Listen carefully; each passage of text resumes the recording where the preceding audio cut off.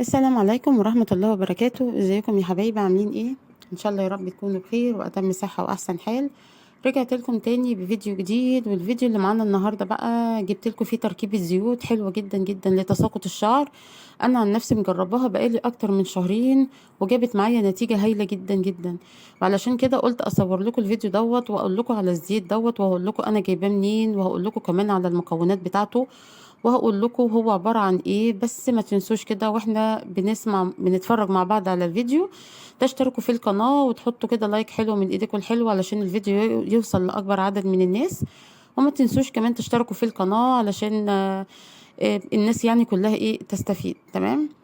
الزيوت تركيبة الزيوت دي بقى عبارة عن ايه؟ هي تركيبة كده انا جبتها جاهزة، يعني مش انا اللي عاملاها. تمام. بستخدمها لمدة شهرين أو 3 شهور، عقبال ما بنلاقي نتيجة حلوة قوي منها، بيكون على الأقل خالص 3 شهور. هقول لكم كمان على سعرها، وأقول لكم كمان أنا جبتها منين. تمام. تركيبة الزيوت ديت أنا جبتها من عند محل عطارة كبير جدا جدا في الدقي، اسمه مدرار. على فكرة هو المكان مشهور جدا هناك، المحل مشهور يعني في الدقي وكده، وحلو يعني. هو بيعمل تركيبات كتير جدا جدا جدا. فطبعا علشان احنا كلنا بنعاني من موضوع التساقط ده، مفيش ست ما بتعانيش من موضوع التساقط الشعري دوت. فعشان كده كنت بدور على اي حاجه تحللي موضوع التساقط ده باي طريقه. عملت تركيبات كتير جدا، وجبت زيوت كتير جدا جدا، وعملت بصوا اللي ما يتعملش عشان موضوع التساقط ده، وما كانش في اي حاجه جايبه معايا نتيجه. يعني الواحد يعني كان بيحاول كده يعمل اي تجارب. المهم كنت في يوم هناك وكنت بجيب طلبات وكده، فلقيته عامل تركيبات جاهزة. المحل عامل تركيبات جاهزة للتساقط للهيشان وللكثافة، لكل حاجة بصراحة. يعني التركيبات عنده كده جاهزة، عاملها لكل حاجة. والإزازة نفسها مكتوب عليها أنواع الزيوت اللي موجودة في التركيبة. يعني انت مش بتاخدي حاجة كده عمياني وخلاص، لا، انت بتلاقي الإزازة نفسها مكتوب عليها الزيوت اللي في التركيبة، أنواع الزيوت اللي موجودة في التركيبة. تمام. يعني انت لو عايزه تجيبي انواع الزيوت دي وتركبي انت التركيبه بنفسك مفيش مشكله. لو انت عايزه تجيبي الزيت زي ما هو كده جاهز وتستخدميه، برضو مفيش مشكله. انا طبعا جبته وقلت اجربه واشوف كده يا رب، يعني يا ترى هيجيب معايا نتيجه ولا لا. تمام. بصراحه في الاول ما كانش جايب معايا اي نتيجه، بالعكس انا في الاول كان شعري بيقع جدا. يعني اول ما استخدمته في الاول شعري بدأ يقع كتير، فحتى انا قلقت قوي، قلت يعني ازاي انا جايبه تركيبه للتساقط وشعري يبدأ يقع. اللي عرفته وفهمته بعد كده لما سألت هناك وكده، عرفت ان الشعر اللي بيقع ده هو الشعر اللي بيكون تالف او اللي بيكون تعبان ومرهق خلاص بقى، هو تعب مش هينمو تاني. تمام. كل دون بيقع في الاول معاكي، يعني انت بتحسي ان في شعر بيقع، في تساقط بزياده للشعر اول لما بتبداي تستخدمي الزيت. وبعد كده يعني مفيش 15 يوم وبيبدأ التساقط ده يبدأ يقل، لحد ما بعد شهر او شهر ونص بيتوقف خالص خالص التساقط. تمام كده. بصراحة هو حلو جدا وممتاز وبيدي نعومة للشعر، واستخدامه بيكون مرتين في الأسبوع.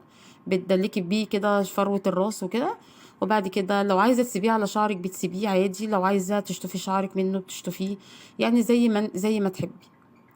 انا هقول لكم على انواع الزيوت اللي موجوده في التركيبه، بس بعد ما اكلمكم كمان على التركيبه بتاعه الهياشين. انا عندي بنتي عندها هيشان في شعرها.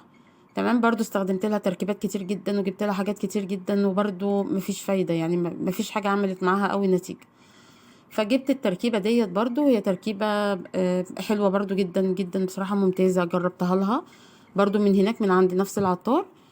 تمام. وبصراحة جابت معاها نتيجة، يعني بدهن منها دهنة كده محترمة كده، يكون الشعر نضيف، وتدهني الشعر كله كده من الداخل وكحكة كده جامدة. تمام. وتحطي كده على الشعر كيس ولا حاجة وتربطيه مفيش ساعتين 3، وبعد كده بتفكيه بتلاقي الشعر بصراحة حاجة تانية خالص. والله والله بجد فرق جدا جدا جدا مع بنتي. هي التركيبة دي تركيبة اسمها تركيبة للهيشان، بصراحة حلوة جدا جدا ممتازة.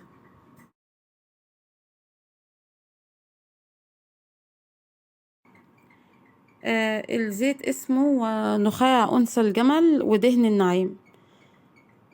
بصراحة حلو جدا جدا، ممتاز والله، بجد عجبني قوي قوي لما استخدمته وجربته يعني.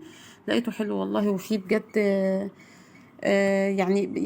يعني استفدنا منه بصراحة والله، يعني حلو جدا جدا. الزيت بقى التاني اقول لكم انا على التركيبة بتاعته. التركيبة بتاعته عبارة عن زيت نخاع. تمام. هو اسامي الزيوت غريبة شوية يعني، بس هو بصراحة جاب معايا نتيجة حلوة يعني. زيت نخاع، وزيت النعام. انا مش عارفة ايه زيت النعام ده بصراحة. وزيت جاجوبا. زيت جاجوبا حلو، انا جربته قبل كده طبعا، انا مجرباه. يعني انا ما استغربتوش يعني. وزيت اسمه زيت الخس، وزيت الثوم، وزيت جنين القمح.